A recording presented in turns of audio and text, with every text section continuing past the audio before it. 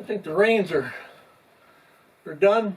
Just a little bit of a mist coming down out there now, but it's been raining since yesterday afternoon. We got about 1.25 inches, so even my big rain barrel was full. It's cool enough. I had a fire going, and so I took advantage, and I boil water in these Corningware pots for my drinking water. Keep them a little bit separate, so instead of using the propane, I like to take advantage of the wood fires going and use that center section of that Yodel 606 stove. It works perfect. All that heat around the Corningware pot boils faster than it will on the stovetop. And then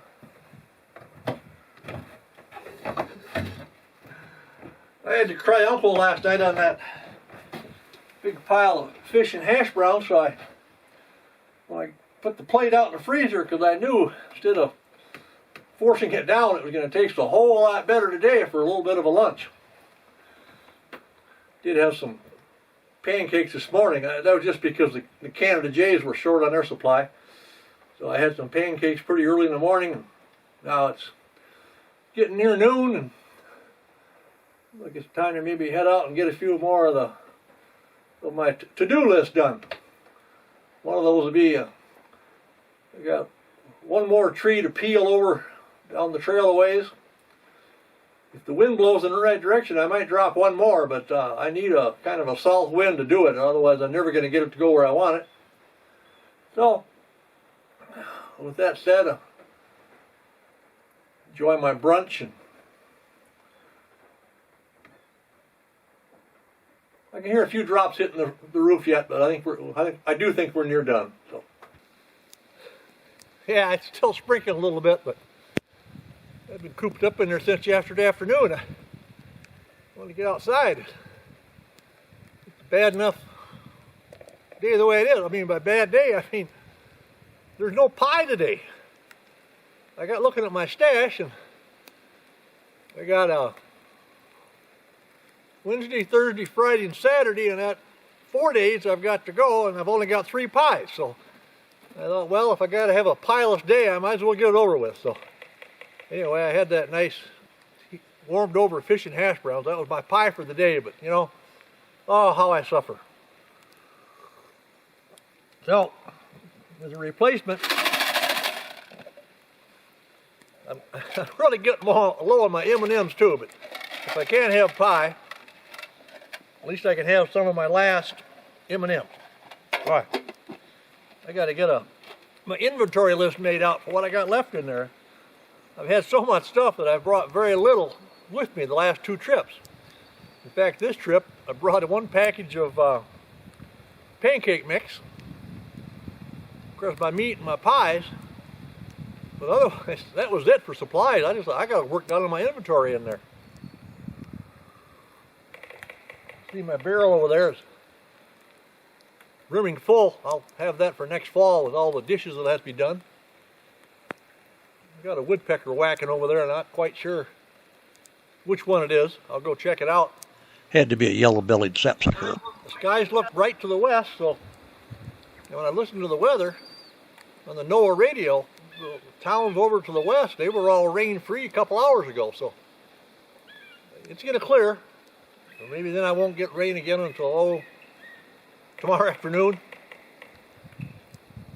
So I'm looking up. I got the young Canada Jays flying around, different activity.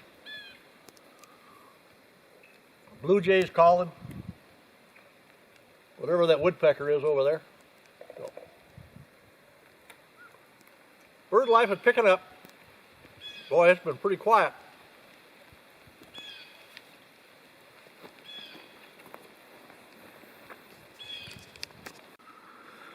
My plan this morning was to walk up to the north and take the trail up past the spring, just not to get any water, but just to do it. But I knew last winter the beavers had been kind of active over in this area. You know, it's obvious that they've been really active. They must have a dam off to my left here somewhere. They've dammed up that little creek that comes out of the spring. And with all the rains we've had, I don't think I could even get across here.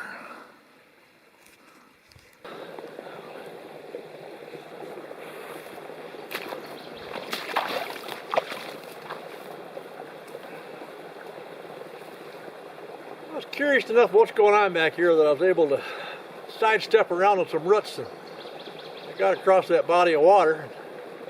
As I came along this is the corduroy bridge is right here behind me, and you can hear the water running back there. The beavers have resurrected an old-time dam that's got a big arc through this little low spot.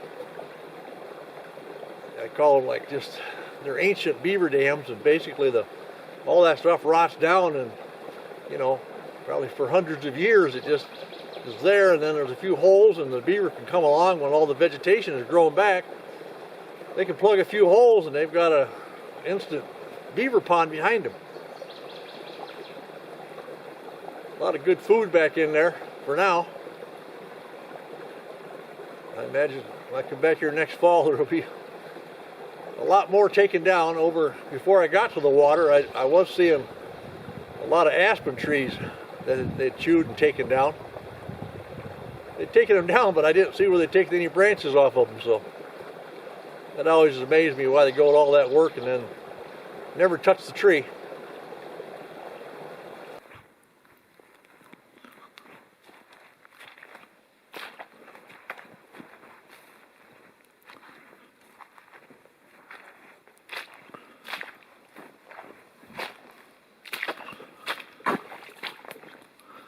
I'm still on my way to Hawks Pond, taking the long way up by the spring.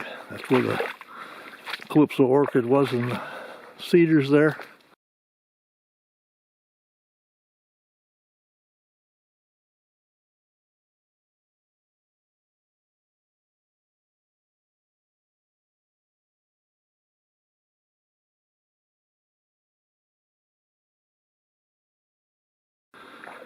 We head down this used to be a section line road that it's not too much trouble to keep open because most of it's down through shaded cedars and things, but a few spots along down here where the daylight gets in, there can be a lot of the other orchids that come in later, or ones I don't recognize even. But I know I've seen ram's head down here. It has been quite a few years, but I keep checking to see if I can find one again. Seems they don't always come up every year. I don't quite understand all that, but kind of adds to their mystique, maybe.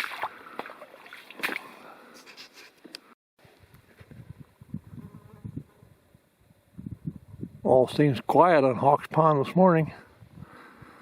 This is sneaking in to take a look from the north entrance. The bench should be off to the left down there, but I've been hearing the trumpeter swans flying a lot, but they must be on another pond.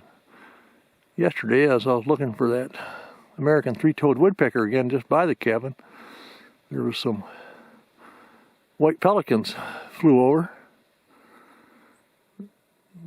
Sometimes they'll land on the smaller ponds back here, but mostly they stay out in the bigger lakes. But it gets really windy, they tend to go up and just fly aloft for a while.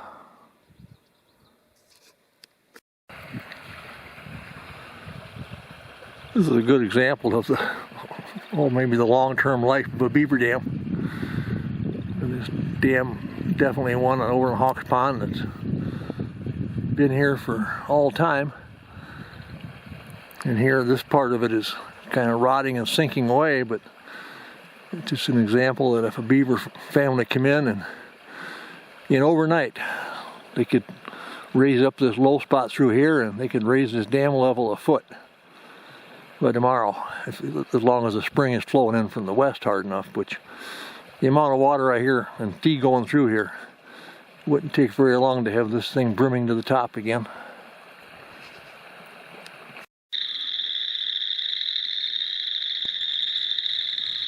This is a little tease, but what I'm going to do is at the end of this video, I'm going to come back to this scene and I'm going to leave you with 5 minutes of the frogs and everything else out here, and birds calling, and maybe we can get a list going of how much wildlife is happening out here.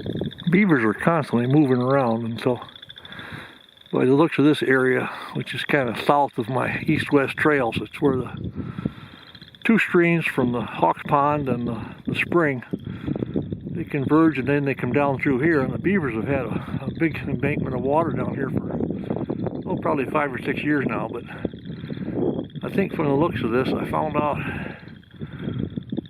where the beavers up by my spring came from, because I don't see any fresh activity down here, and with all of the water and the rain we've had lately, this thing should be brimming full, and I can see that it's leaked out a lot.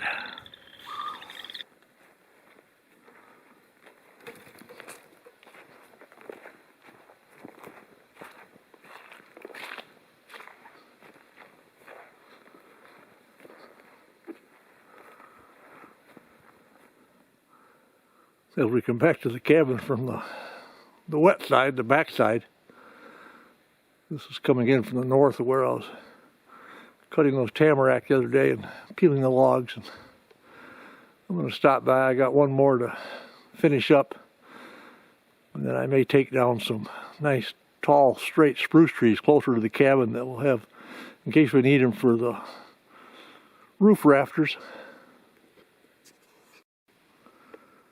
The big diameter butt ends of all these big logs, I'll bring the Granberg mill over and I'll cut them up in the lumber right here. But then as we get off into the tapered, a little narrower towards the top, we end up, if we need to, we can move over and get a few more logs for the cabin walls. As I finished up peeling the other logs the other day, all I had was the small saw, although it does a pretty good job of cutting. I only had that, but I decided this one last big tamarack here in the corner I'd go ahead and take down. It worked out well, and now I just got a little bit more to peel off. And we'll worry about all the mess at a later time. Hey buddy, who are you? From one of the cabin pests from the past, I take it. Here I am, I got no food.